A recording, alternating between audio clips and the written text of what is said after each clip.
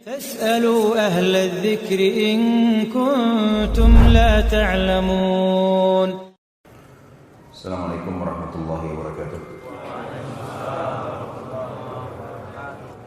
Alhamdulillah, puja dan puji kita kehadirat Allah Subhanahu wa Ta'ala, Zat yang paling pantas untuk dipuji, dicintai, dihormati dan ditunduki. Zat yang maha kuat, maha perkasa, maha bijaksana, tidak beranak dan tidak diperanakkan. Zat yang telah menggantungkan segala kebutuhan kita dengan kalimat mulia, Alhamdulillah. Maka sangat wajar kalau kita selalu mengucapkan kalimat yang mulia ini. Juga kita panjatkan salam hormat kita kepada pemimpin seluruh anak Adam pada hari kiamat, manusia yang telah membawa kepada kita perintah dan larangan Sang Pencipta, sehingga kita tahu mana halal, mana haram, mana yang merupakan panduan hidup yang akhirnya membawa kita kepada kebahagiaan di dunia dan juga kehidupan abadi di surga pada hari kiamat nanti. Manusia yang telah diberikan salam hormat langsung oleh Sang Pencipta bersama malaikatnya, maka sangat wajar sebagai pengikut yang setia kalau kita selalu mengatakan dan mengucapkan salawat dan taslim kepada Nabi besar Muhammad sallallahu wa ala alihi wa sahbihi wasallam. Ala man yashtari saharan binaumin as-sa'idu huwa man yabitu. Fa amma ahli al-Yaman fakhabat wa khanat, fa ma'dhiratul ilahi lidhi ru'ain. Jadi kurang lebih artinya gini, dia bilang banyak orang yang melakukan perbuatan seperti kamu, membunuh orang yang sebenarnya tidak layak untuk dibunuh, sehingga akhirnya dia jadi susah untuk tidur. Ini sebelum dibunuh si Hasan, dia bilang begitu. Kemudian ini sudah menjadi sebuah keyakinan pada saat itu seperti itu. Kemudian akhirnya dia tidak bisa tidur di malam hari dan dia ganti dengan begadang. Penduduk Yaman banyak yang sudah anda yang dibunuh. Penduduk Yaman, penasihat-penasihat banyak yang berkhianat, maka rugilah mereka. Tapi karena Zuru'ain melarang anda untuk membunuh, maka keselamatan dari Tuhan untuknya. Maka akhirnya Amr tidak membunuh Zuru'ain. Berjalan waktu, Amr pun meninggal dunia, si Raja Yaman. Maka anak-anak Rabi'ah bin Nasr kembali kepada manusia yang pertama tadi. Rabi'ah bin Nasr ini yang pertama, kemudian ada anak Taban As'ad, kemudian Taban As'ad punya anak Hasan, Hasan dibunuh oleh adiknya Amr, kemudian Amr meninggal. Waktu Amr meninggal, anak-anak Rabi'ah bin Nasr, anak-anak kerajaan ini semua berselisih pada saat itu. Ribut nih, satu sama yang lain ribut, memperebutkan kerajaan. Sementara politik Yaman kacau pada saat itu, maka ada satu orang perampok jalanan, dia memang kerjanya sama pasukannya, berapa ratus orang, selalu cuma menghadang kafilah lewat, dirampas, menyerang satu kampung, diambil, begitu-gitulah kerjanya. Namanya Khunai'a Dhi Shanatiq. Khunai'a ini, teman-teman sekalian, dia menunggangi keadaan politik Yaman yang pada saat itu lagi kacau. Kemudian dia menyerang istana, lalu merebut istana dari keluarga Rabi'ah bin Nasr. Akhirnya si orang ini menjadi raja tiba-tiba di Yaman. Namanya Khunai'ah. Khunai'ah ini orang yang buruk, suka mengambil istrinya orang lain, suka menyita, macam-macam menyiksa. Akhirnya keadaan Yaman sangat memprihatinkan. Tentu kisahnya cukup panjang di sini teman-teman sekalian, berhubungan dengan masalah apa saja yang berhubungan dengan kejadian pada saat Khunai'ah ini, tapi saya tidak perlu bahas itu karena dia orangnya buruk dan dia buruk akhlaknya. Kalau historinya panjang, mengambil haknya orang, menindas, memukul, membunuh orang yang tidak sejalan dan seterusnya. Akhirnya karena kondisi Yaman pada saat itu tidak nyaman, kurang lebih berjalan sekitar 2 tahun kepemimpinannya, ada satu turunan Rabi'ah bin Nasr namanya Dzunuwas. Dzunuwas ini dia yang naik ke istana malam hari, kemudian dia mengambil pisau dan dia membunuh si Khunai'ah. Waktu Khunai'ah mati, si perampok jalanan yang merebut tiba-tiba kerajaan tadi, maka Dzunuwas menjadi raja. Kembali lagi kerajaan kepada anaknya Rabi'ah bin Nasr. Kurang lebih ini sampai di sini kisah tentang masuknya Yahudi ke Jazirah Arab dan sedikit rentetan tentang keadaan Yaman. Pegangi nama sekarang Dzunuwas. Siapa Dzunuwas tadi ini? Hah? Salah satu keturunan Rabi'ah bin Nasr yang membunuh Khunai'ah. Jelas sampai sini ya? Hah? Gak ada suara, senyap. Baiklah. Kita sekarang masuk teman-teman sekalian, masuknya Nasrani ke Jazirah Arab. Sejarahnya bersambung ya. Cuman saya buatkan subjudul. Baik, pada saat itu teman-teman sekalian, Dzu Nuwas menjadi Raja Yaman. Pegangi dulu ini ya. Ini sudah nanti jadi inti bahasan kita ini. Sekarang kita bicara tentang Nasrani bagaimana masuk ke Jazirah Arab. Di salah satu Jazirah Arab, di sudut, bukan Jazirah Arab sebenarnya, lebih tepatnya sebenarnya di negeri Syam, negeri Kaisar, Romawi. Memang Nasrani kan? Ada satu pendeta, dalam beberapa buku sejarah disebutkan namanya Finion. Finion ini berangkat dari negeri Syam. Dia dengar di Yaman ini dikuasai oleh orang-orang Yahudi. Dan orang-orang Yahudi adalah orang yang lebih pantas untuk menganut Nasrani pada saat itu. Karena mereka sudah tahu. Mereka sudah punya kitab Taurat. Dia mau niatnya ke Yaman untuk berdakwah. Dia mau dakwakan agama Nasrani ini.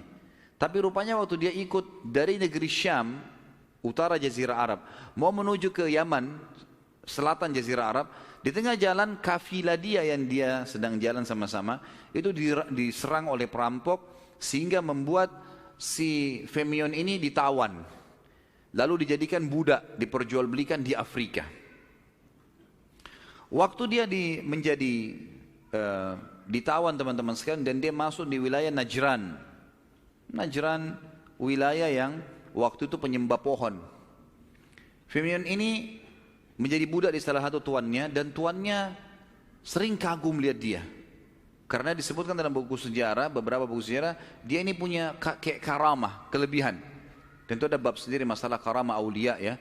Ada memang dalam pemahaman di Sunnah wal Jamaah, ada orang-orang yang sangat soleh, maka mereka diberikan karamah. Karamah kelebihan yang diberikan untuk orang-orang soleh. Seperti misalnya Abu Darda dan Salman Al-Farisi radhiyallahu anhum, itu pernah mendengar tasbihnya makanan yang mereka makan, gitu kan. Usaid bin Khudair radhiyallahu anhu pernah melihat malaikat yang datang mendengarkan Qur'annya, gitu kan. Bacaan Qur'annya, dan banyak sekali kisah-kisah sahabat seperti itu. Nah, si Femion ini karena alimnya, ibadahnya bagus, sampai dia satu malam pernah kamarnya dimasukin oleh tuannya, ditemukan ada cahaya yang terang, gitu kan. Maka mulailah bertanya si pimpinan ketuanya, bertanya sama dia, "Hai, agamamu apa Finion? Apa yang kau lakukan sampai gelap? Zaman dulu orang pakai api saja dari minyak, tidak bisa terang. Ini cahaya yang sangat terang." Diterangkanlah sama dia agama Nasrani. Sambil dia mengajak tuannya untuk menganut agama Nasrani.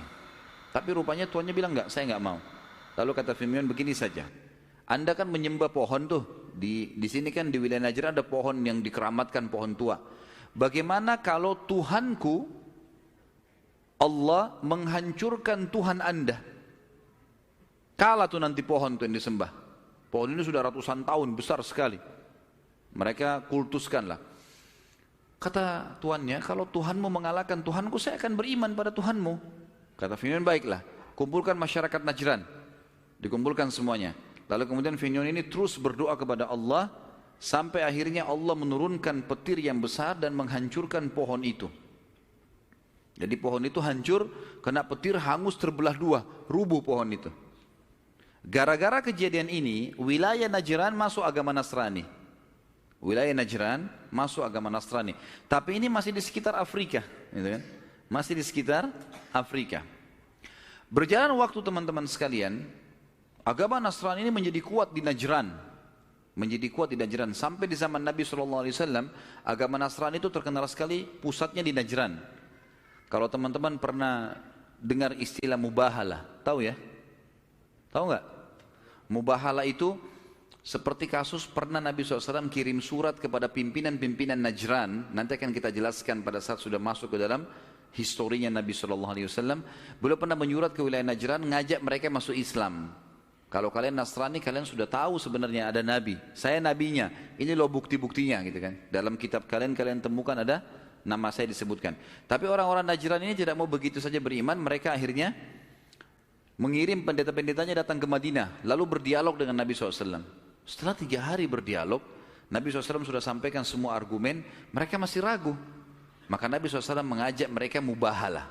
Mubahalah itu Nabi SAW datang, bawa keluarganya, pendeta-pendeta ini bawa keluarganya, lalu mereka bersumpah minta kepada Allah agar Allah menghukum siapa yang salah dan menyelamatkan siapa yang benar. Waktu mereka, Nabi SAW membawa Fatimah, membawa Hasan, Husain, datang radhiyallahu anhu majma'in di dekat gunung, dan pendeta-pendeta ini juga membawa keluarganya. Mereka tiba-tiba melihat di atas gunung di situ ada asap hitam yang sangat tebal. Maka para pendeta mengatakan, demi Allah ini tanda-tanda. Kalau kalian mau bermubahalah sama orang ini dan dia betul Nabi, kita akan hancur nih. Lebih baik nggak usah. Akhirnya mereka pun terima untuk membayar jizyah. Mereka tidak masuk Islam, tapi mereka pada saat itu membayar jizyah. Ini sedikit histori bahwasanya wilayah Najran terkenal sekali dengan Nasraninya.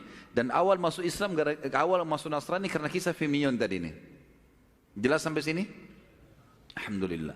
Baik, sekarang Firmion ini setelah dia sebarkan Nasrani segala dan sampai dia mati, di Najran ini banyak sekali pendeta-pendeta yang lahir.